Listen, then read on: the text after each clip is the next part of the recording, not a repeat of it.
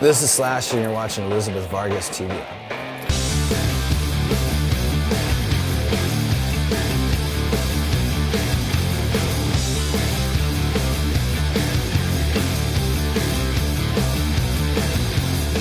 Hi, I'm Elizabeth Vargas, and you are watching Elizabeth Vargas TV. And we are here at Gibson Studios in Beverly Hills with Slash from Velvet Revolver. Slash, how are you today?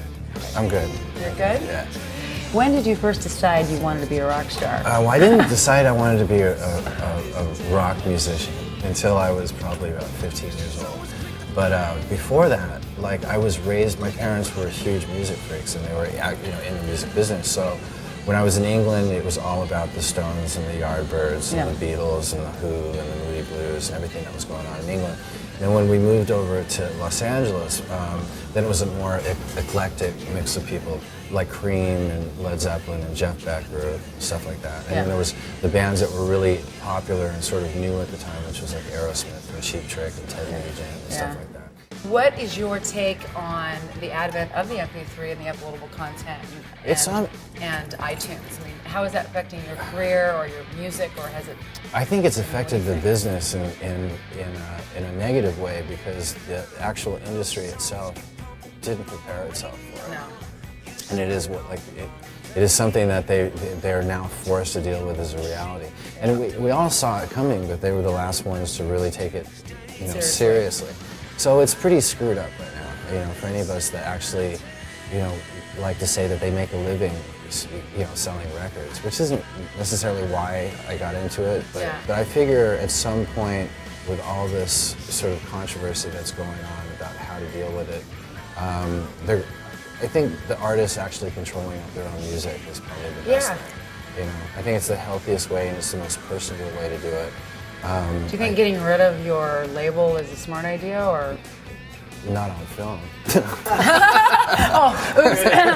No, I mean, the label's great. I love our particular label that Velvet's on is great. Clive Davis is one of the stalwarts of this business that really knows what he's doing. Push it and change it to the next level. But I think everybody's going to have to make the necessary adjustments, and they don't know exactly what those adjustments are, so that's going to be profitable for them. Yeah. And they'll figure it out at some point. But I think doing sort of your own independent thing, if you can afford to do it, which it really, you got to come up with ways to do it that it doesn't cost you an arm and a fortune. So one of the things I want to show my viewers was how you can rip it up playing a little blues. Can you do a little bit of that for me? I play a little bit. You play a little bit?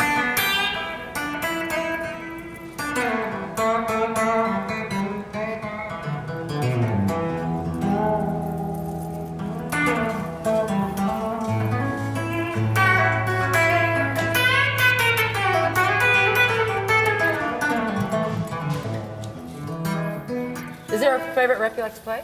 It's got to be one that you really there's just riffs that you play out of habit, and I don't know what that is if I'm thinking about it. You don't know?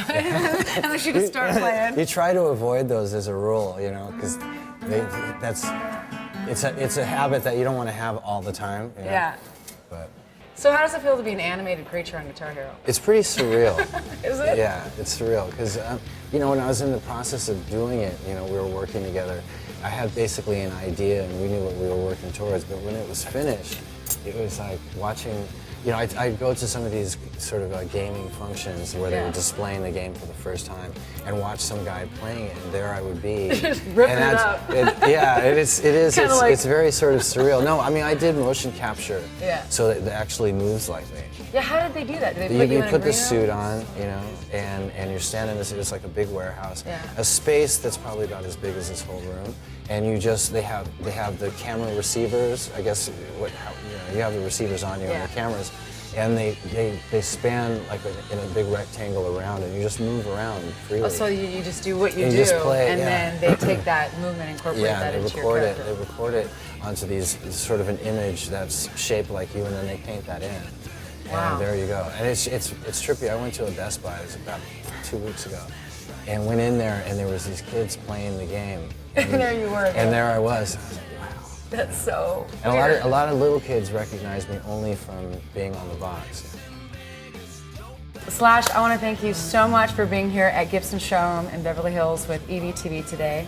Well, you were such a pleasure. I can't wait to get you on the track.